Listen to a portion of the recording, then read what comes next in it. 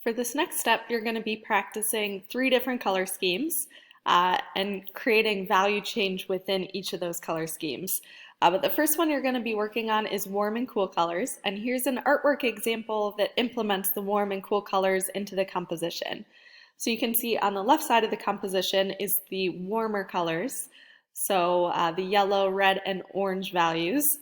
And then on the right is the cooler colors, so purples, blues, and greens.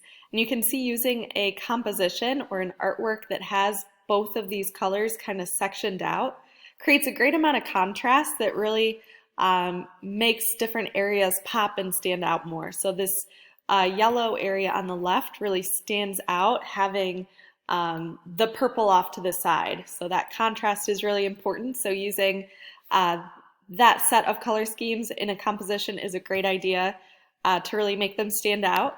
The next artwork here is analogous color scheme, so where you're using either 2 or 3 colors that are next to each other on the color wheel.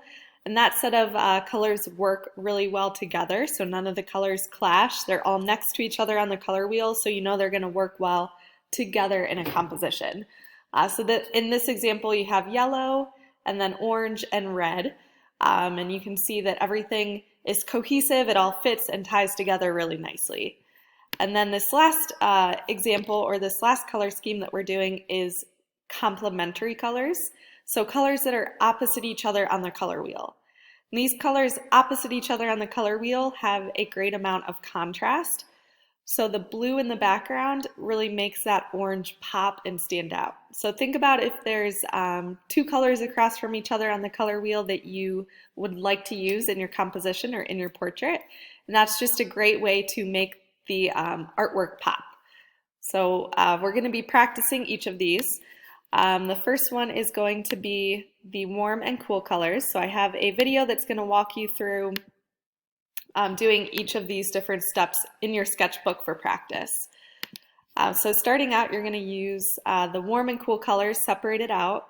If you want to just draw 2 rectangles on your page like this, and then divide each into the 3 different colors that you'll use for warm colors, and then the 3 different sections that you'll use for the cool colors as well.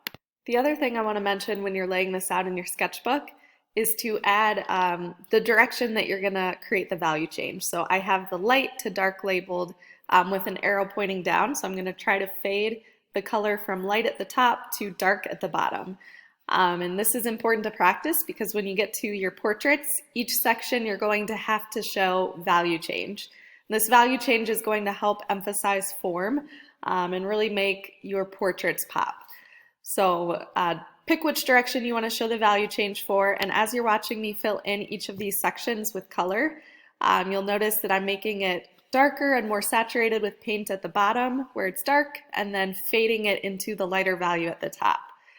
I would start with watercolor if you have any of these colors that were either in your art kit or if you have just regular watercolor set at home. But if you don't have some of these colors, you can fill those extra colors in with the acrylic paint. Or the other paint that was in your art kit is fine to use. But if you're in class, work with the watercolor. It's a lot easier to create value change with, and then it's easier too when we go over top of this with charcoal or Sharpie. It makes it easier to show up. But as you're fading into the lighter value, I'm just adding more water, and I'm cleaning my brush every time as I go, and that's going to help the fade be a lot smoother transition.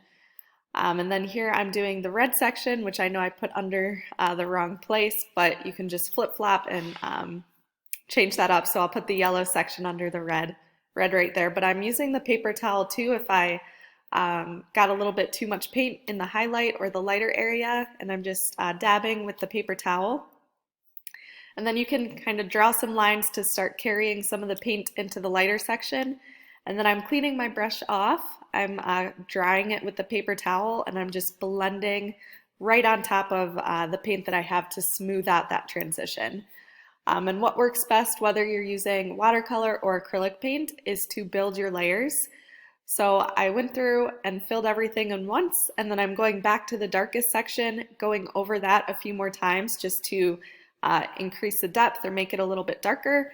And then I continue to go over top of it and fade into the lighter section. So the more water you add, the lighter that area will be. So you could even start with just water in the light section and then slowly add to it that way too. But practice fading from light to dark in all of these sections.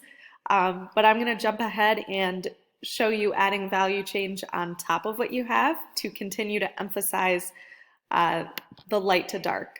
So you could use charcoal and Sharpie. I would split it up, so practice both. That way for your portrait you can decide which way you want to show the value change or emphasize the value change with more. So you'll have the option to choose either charcoal or Sharpie for your final portrait, but for now I want you to be practicing with both. And you can just go right over top of the paint. So in this one you'll have to imagine that there's paint there, and I'm just using lines, so almost a cross contour, just straight lines to create light to dark. So I'm making my lines closer together as I'm in that darker section and then overlapping them more. And then I'm starting to spread them out, press a little bit lighter as I get up towards the lighter section. And then make sure you do cross over the lines as well. So choose to either do your warm or cool colors with Sharpie and then do the opposite set of colors with charcoal. So you'll see in a minute that I'll go over the other two colors with charcoal. So here's Sharpie, again, just spacing things out more as you get to the light section. Go through and do all three with the Sharpie. And now I'm using the charcoal. If the charcoal that you have in your art kit doesn't work, I do have a different charcoal that I can give you in class. But you'll just want to use small circles. Try to fade that area from light to dark the best you can. So I'm pressing harder in the dark areas, making my lines closer together or the circles closer together, and then starting to spread them apart, press a little bit lighter as I get to the light section. And then if you want to use a paper towel, if you're at home working from online, a paper towel will smudge this really well. But in class, I also have the blending stumps that you can use to fade that charcoal a little bit better. So again, you could use paper towels at home and just kind of go over top of it to fade and get rid of your line. And then use the white charcoal in the lighter section. So I'm just going right over top of that lighter area with the white charcoal. And you can see in this portrait how I use the charcoal right on top of the color that I added. So it's going to add a nice texture and really emphasize the contrast. So this is the setup that I want you to do when you get to complementary colors. So after you finish warm and cool colors, you added the charcoal, you added the Sharpie on top. You're going to move on and do the same thing for complementary colors. So do two different sets, pick whatever colors you want to use. So maybe yellow and purple for one and then blue and orange for the other.